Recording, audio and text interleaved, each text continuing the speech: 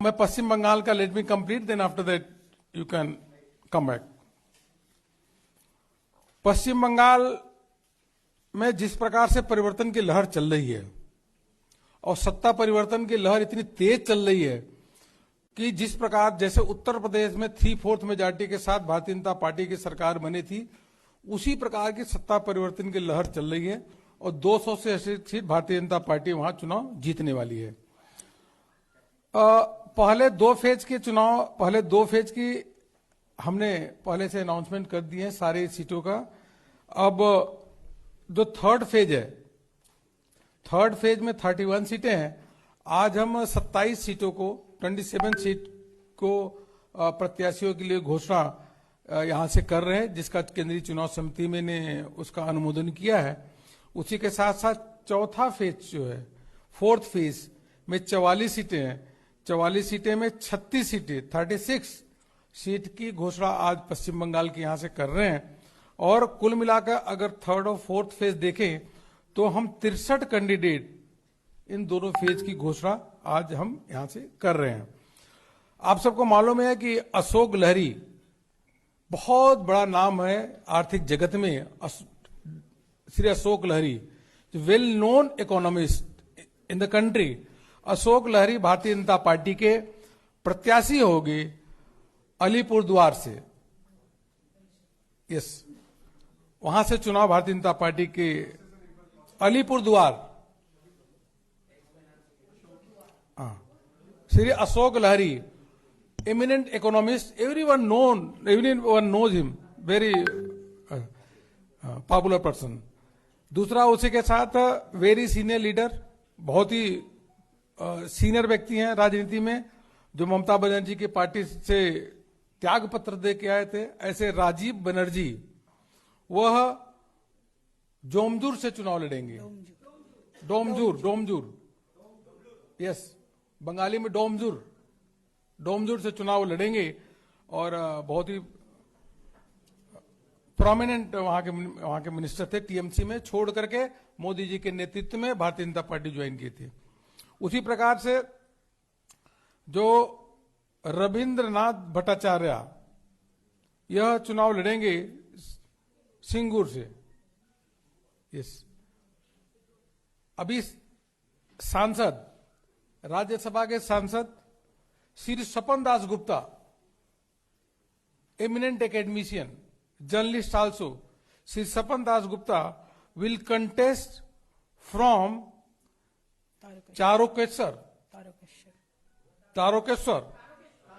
तारकेश्वर, हिंदी में तारकेश्वर समझिए, बंगाली में तारकेश्वर, TARAKESSWAR, तारकेश्वर।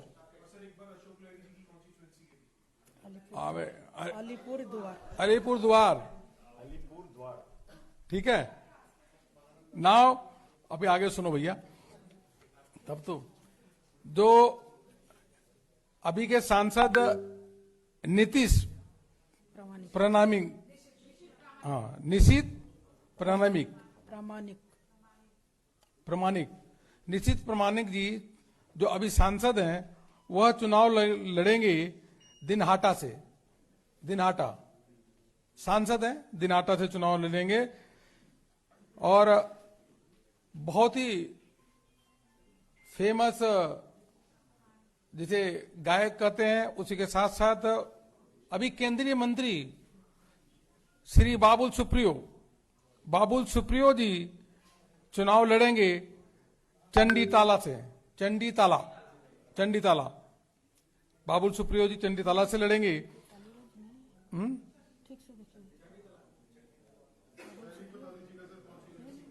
चंडीताला गौड़ा क्या? पढ़ो। और फिल्म एक्ट्रेस चंडीतला से जज दासगुप्ता, टालीगंज से है शायद। टालीगंज से बाबुल सुप्रियो। सॉरी, दोबारा करेक्ट कर लेते हैं। आई एम सॉरी, टाइपिंग कोई मिस्टेक हुई है। तो श्री बाबुल सुप्रियो जी जो केंद्रीय मंत्री हैं वह चुनाव लड़ेंगे टालीगंज से। टालीगंज टॉलीगंज TOLLYGANG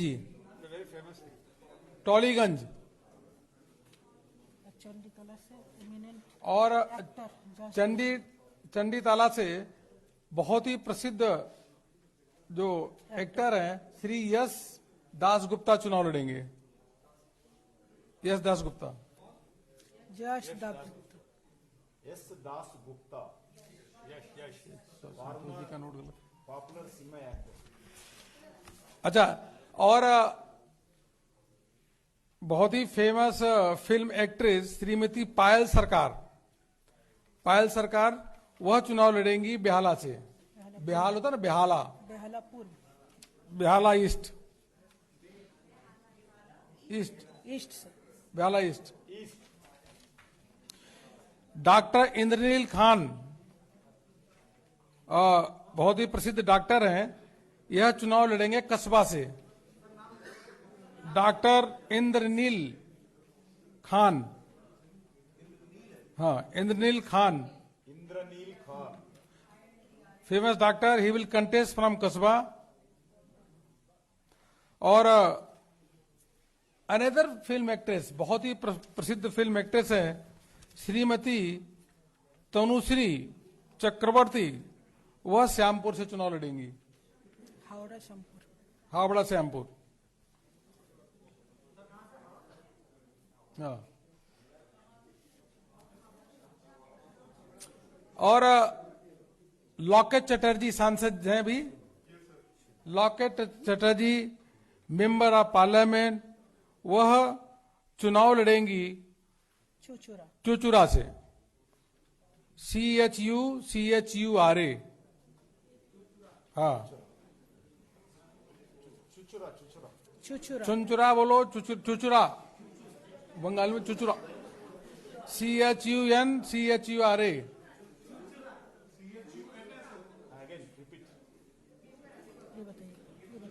अनदर इसका एमिनेंट पत्रकार इसका रंतिदेव सेनगुप्ता हावड़ा दक्षिण इसको पल और another Shrimati Anjana Basu will contest from Sonpur south. Sonarpur south से लड़ेंगे चुनाव अंजना बासु। सोनारपुर साउथ। क्या लगता है? सोनारपुर साउथ। रंतिदेव सेनगुप्ता। और हावड़ा दक्षिण से भारतीय जनता पार्टी ने प्रत्याशी बनाया है रंतिदेव सेन गुप्ता। एमिनेंट पत्रकार, ये बहुत ही प्रसिद्ध पत्रकार हैं रंतिदेव सेन गुप्ता, बहुत। हाँ, तो इस प्रकार से मित्रों हमने आपको आज तमिलनाडु, केरल और असम, पश्चिम बंगाल के नामों की घोषणा की है। जो केंद्रीय चुनाव समिति ने उनके नाम का अनुमोदन किया है।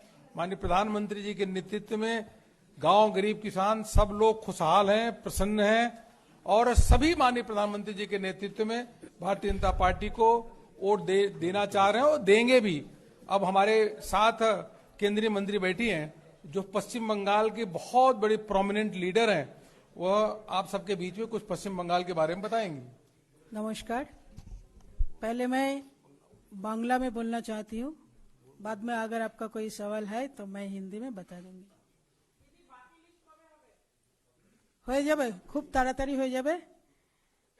তৃতীয় এবং চতুর্থ পর্যায়ের আমাদের প্রার্থী তালিকা ঘোষণা হলো বেশিরভাগ ক্ষেত্রে।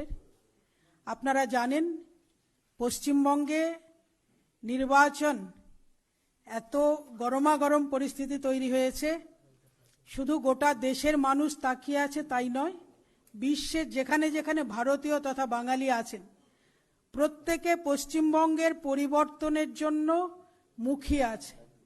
পশ্চিমবঙ্গে বিগত 10 বছর ধরে যে পরিবর্তনের সরকার ছিল সেই পরিবর্তনের সরকারে মানুষ সম্পূর্ণভাবে হতাশ হয়েছে।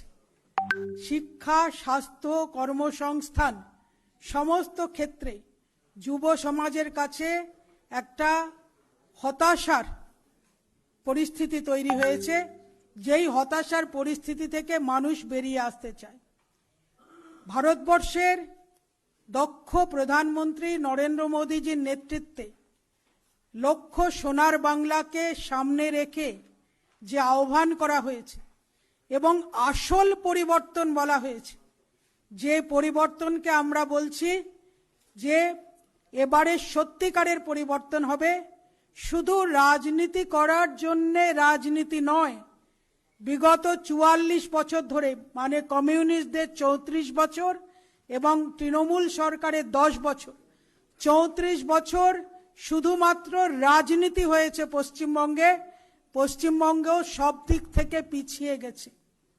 লকডাউনের সময় এবং করোনা কালে পশ্চিমবঙ্গের এই অসহায় চরিত্র, অসহায় পরিস্থিতি, কি শিক্ষাক্ষেত্রে, কি কর্মক্ষেত্রে, যখন আমরা দেখেছি লকডাউনে লাখে লাখে শ্রমিক বাইরে আছে।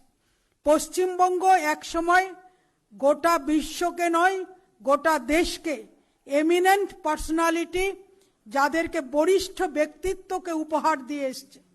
শিক্ষাক্ষেত্রে হোক, চিকিৎসা ক্ষেত্রে হোক, অভিনয় জগতে হোক, পরিচালনার জগতে হোক, সাহিত্য ক্ষেত্রে হোক, ধর্মীয় ক্ষেত্রে হোক, সমস্ত ক্ষেত্রে পশ্চিমবঙ্গ সবসময় বিশিষ্ট ব্যক্তি, বরিষ্ঠ ব্যক্তি উপহার দিয়েছে। আজকে 44 বছর কমিউনিস্ট এবং পরবর্তীকালে তৃণমূলের সরকারের পরে পশ্চিমবঙ্গে শুধুমাত্র পশ্চিমবঙ্গ থেকে আমরা পরিযায়ী শ্রমিক প্রদান করতে পারছি। এটা দুর্ভাগ্যের বিষয়। পশ্চিমবঙ্গ আজকে বৃদ্ধাশ্রমে পরিণত হয়ে গেছে। পশ্চিমবঙ্গ ছেড়ে সমস্ত মানুষকে, যুবককে ঘর বাড়ি ছেড়ে, মা বাবাকে ফেলে বাইরে যেতে হচ্ছে। এই পরিস্থিতি থেকে উদ্ধার চেয়ে, পরিত্রাণ চেয়ে শুধুমাত্র ভারতবর্ষের যশস্বী প্রধানমন্ত্রী নরেন্দ্র মোদীজির নেতৃত্বে শুধু সমাজের বা তৃণমূলের নেতৃস্থানীয় নয়, একদম জমিনি স্তর, মানে একদম নিচের স্তরের কর্মীরা যারা দলে দলে ভারতীয় জনতা পার্টিতে যোগদান করছে।